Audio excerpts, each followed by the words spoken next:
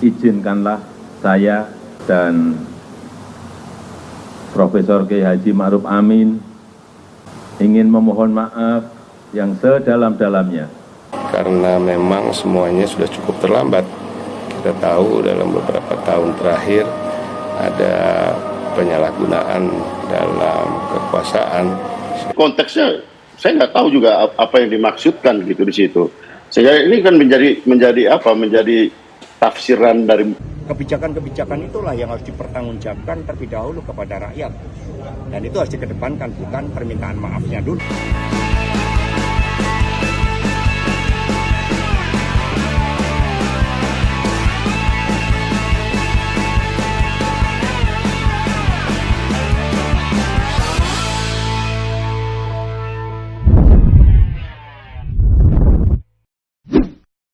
Sahabat Super 1, jumpa lagi dengan kami di sini. Kali ini kita akan kembali membahas tema tentang politik, di mana kita tentunya telah sama-sama mendengar beberapa hari yang lalu ada satu peristiwa di mana Presiden Joko Widodo pada waktu menghadiri acara zikir dan doa di halaman Istana Merdeka Jakarta Pusat menyampaikan permintaan maaf secara terbuka kepada seluruh rakyat Indonesia selama kepemimpinan beliau.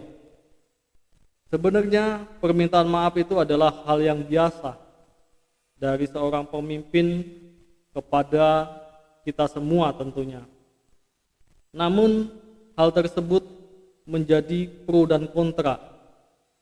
Nah, untuk lebih jelasnya mari kita dengarkan pernyataan dari Bapak Presiden Joko Widodo pada saat itu.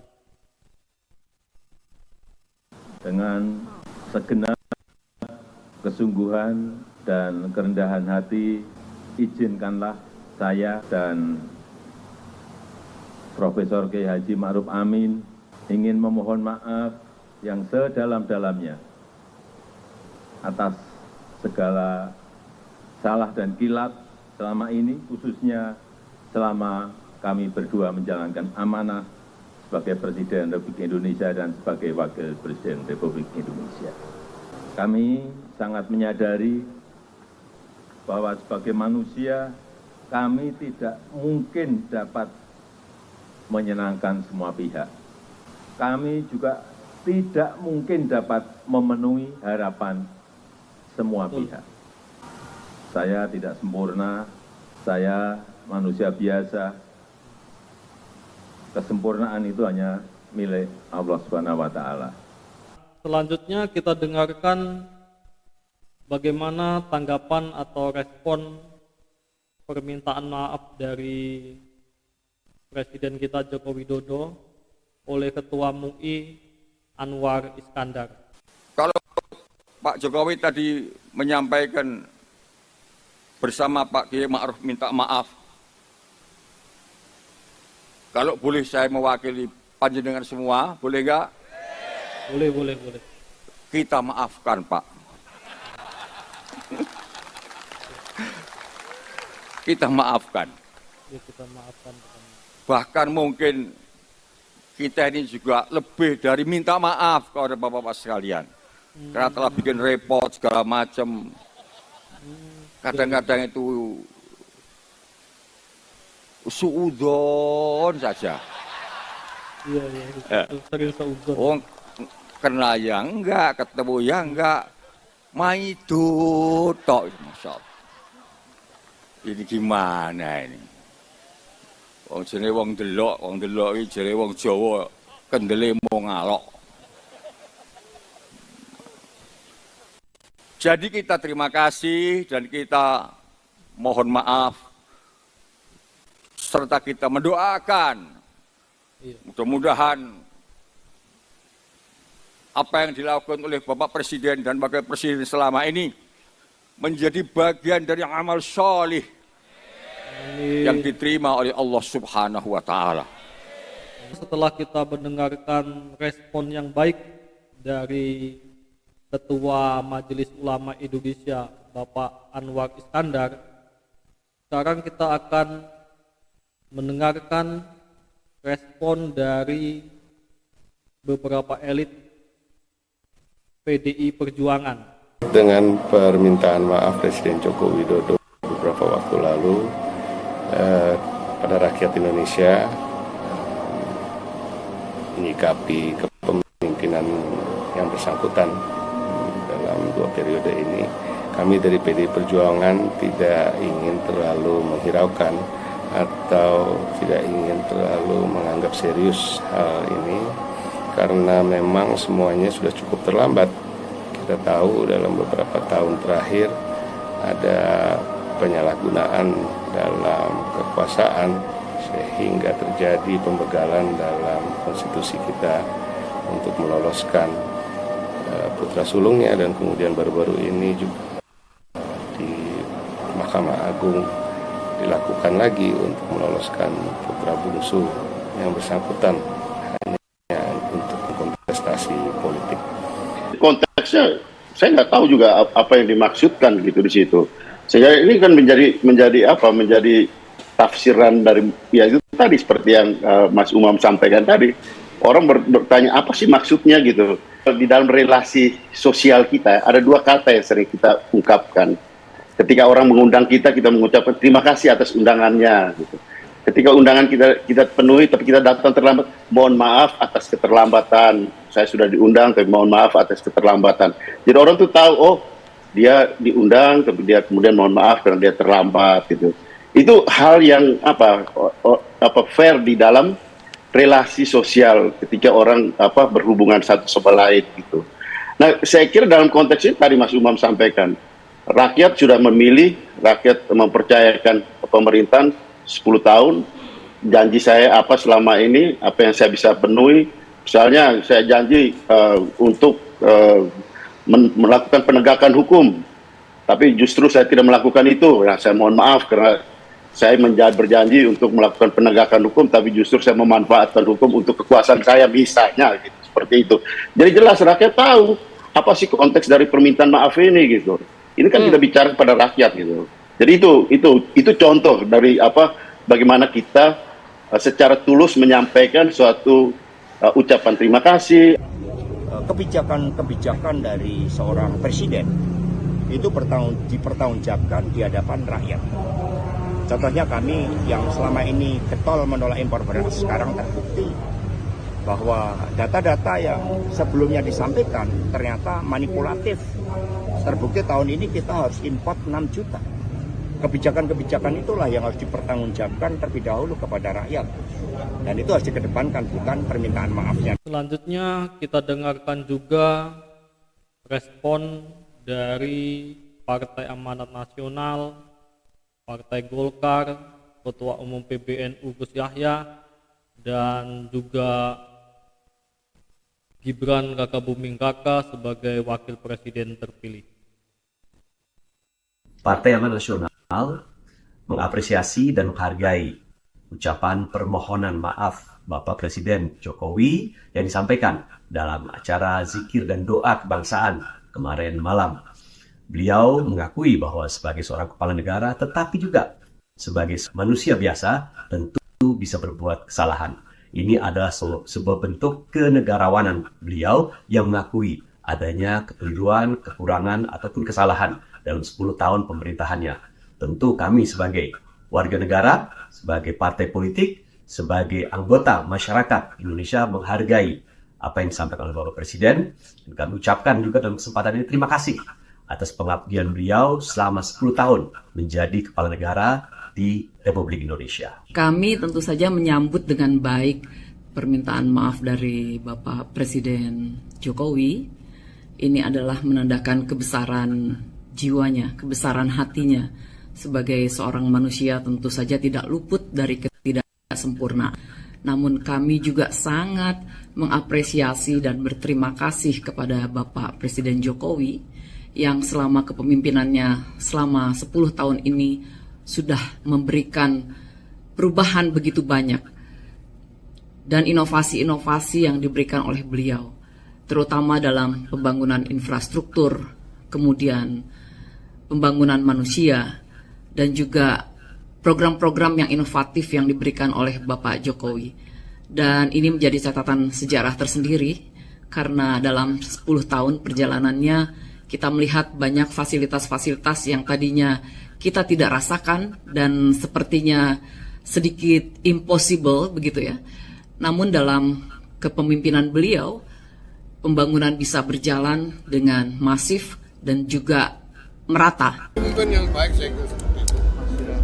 Setelah akhir masa jabatan, mohon maaf kalau ada kesalahan dengan semua orang seperti itu. Nanti saya kalau di akhir jabatan juga akan minta maaf kalau ada kesalahan kekurangan. Ya, kemudian tentu saja kita lepas dari apapun kekurangannya, kita berterima kasih kepada Pak Jokowi karena sudah melakukan banyak hal besar yang akan bermanfaat dalam jangka panjang bagi bangsa dan negara ini. Memang jelas masalah tidak akan habis-habis sampai kapanpun juga, yaitu tugas dari orang-orang yang melanjutkan kepemimpinan itu untuk menyelesaikan semua masalah yang masih tersisa, termasuk kita semua ini.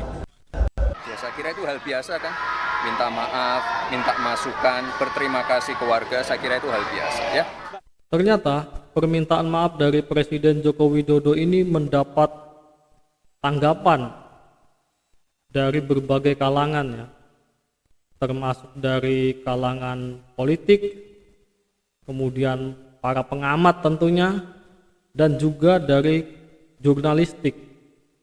Dan salah satu majalah yang cukup terkenal, majalah Tempo, bahkan sampai menurunkan berita tentang nawa dosa Jokowi, 18 dosa Jokowi. Ya, bahkan di channel YouTube mereka juga memberikan opini Tempo ya. Opini Tempo, hancurnya tesis orang baik katanya. Hancurnya tesis orang baik, dan di situ direspon oleh cukup banyak orang ya di situ. Dan kebanyakan responnya respon negatif terhadap pemerintahan Presiden kita, Presiden Joko Widodo. Nah, saya akan mencoba membacakan dan sekaligus mereaksi dari beberapa respon mereka ya di sini. Jadi komentar-komentar mereka ini adalah respon dari video yang diturunkan oleh Tempo yang berjudul Hancurnya Tesis Orang Baik. Opininya Tempo ya. Ini yang pertama, aku pikir dia bakal jadi presiden terbaik selama aku hidup, jadi bagian bangsa Indonesia. Ternyata inilah presiden terlicik yang pernah memimpin bangsa selama ini. Jadi kalau menurut saya justru Presiden Joko Widodo ini adalah presiden yang paling tulus ya terhadap rakyat Indonesia. Bagaimana kita bisa melihatnya? Dia bahkan tidak memperhatikan dirinya sendiri. Kalau kita lihat itu presiden kita itu sampai kurus begitu ya. Karena dia memikirkan rakyatnya. Bahkan sampai dia lupa untuk memikirkan dirinya sendiri. Jadi dari penampilannya aja kita bisa melihat ya bahwa dia adalah seorang presiden yang tulus terhadap rakyatnya ya. Bukan saja penampilan, tetapi hatinya juga sudah kelihatan. Kita melihat betapa presiden kita ini, Pak Jokowi ini, Masya Allah, orangnya sabar, telaten, sregep, Masya Allah. Sampai seakan-akan gak mikir dirinya sendiri, sampai kurus. Masya Allah. Kemudian ada lagi nih, satu-satunya keberhasilan Jokowi adalah revolusi mental. Mental korupsi berhasil tumbuh pesat. Yang korupsi itu oknumnya, ya kan? Memang masih ada yang korupsi, tapi itu oknumnya. Oknumnya, dan yang korupsi pun sudah mendapatkan imbalannya tentunya ya. Gitu. Jadi yang seperti ini penilaian yang kurang fair ya terhadap kepemimpinan dari Presiden Joko Widodo ya. Kemudian yang berikutnya, aku bangga dan selalu membusungkan dada karena aku bukanlah bagian dari 53% korban dari sembako dan BLT yang brutal menjelang pemilu 2024. Nah, ini lagi-lagi ini adalah tuduhan yang gak berdasar ya. Karena yang sebenarnya itu mereka memilih itu sesuai dengan hati nurani. Dan tidak semuanya mendapatkan BLT itu kemudian memilih, udah pasti memilih yang ke pemerintah ya. Enggak seperti itu. Jadi mereka memilih itu berdasarkan hati nuraninya. Kemudian selanjutnya, yang bingung kenapa sebagian besar rakyat masih suka Jokowi. Apakah level kecerdasan bangsa kita serendah itu? Jadi dia menganggap dirinya paling pintar ini ya. Jadi paling pintar, paling hebat. Kalau paling pintar atau hebat, dia nggak akan ngomong seperti ini. Ya, mengatakan dirinya pintar sementara yang lainnya yang nggak memilih sesuai dengan pilihannya dikatakan nggak cerdas. Itu nggak benar. Karena suara pemilih itu, suaranya seorang presiden, seorang pejabat, seorang pengusaha, seorang cendekiawan, seorang petani, seorang buruh, itu sama satu gitu. Jadi kita nggak boleh merendahkan orang yang memilih yang berbeda dengan pilihan kita dan mengatakan dia tidak cerdas, tidak pintar. Ini sangat menyakiti hati rakyat ini. Bagaimana kalau ini ternyata adalah saudaranya, orang tuanya yang berbeda pilihan dengan dia? Itu kan hak masing-masing. Berdasarkan panggilan dari hatinya masing-masing. Kalau dia menyukai pemimpin itu, dia akan memilih itu. Maka itu kalau mau dipilih, ya harus dekat dengan rakyat. Harus memberikan energi yang positif sehingga dia dipilih. Seperti itu ya, kurang lebih menurut pendapat saya. Baiklah, setelah kita mendengar respon permintaan maaf dari Presiden Joko Widodo, baik yang pro dan kontra, di sini saya akan membacakan beberapa kata-kata bijak yang bisa kita renungkan bersama. Sebaik apapun kita, yang benci tetaplah benci. Seburuk apapun kita, yang cinta tetaplah cinta.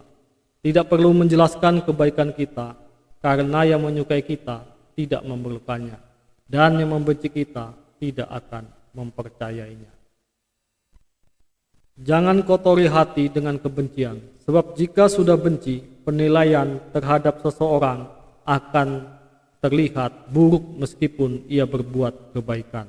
Dan yang terakhir, ini adalah penyakit hati ya. Senang melihat orang susah, susah melihat orang senang. Jadi kalau kita sudah sampai ke penyakit hati ini, penyakit dengki ini, ya hati-hati, kita harus segera diperiksa ya. Salam sehat, salam Super 1.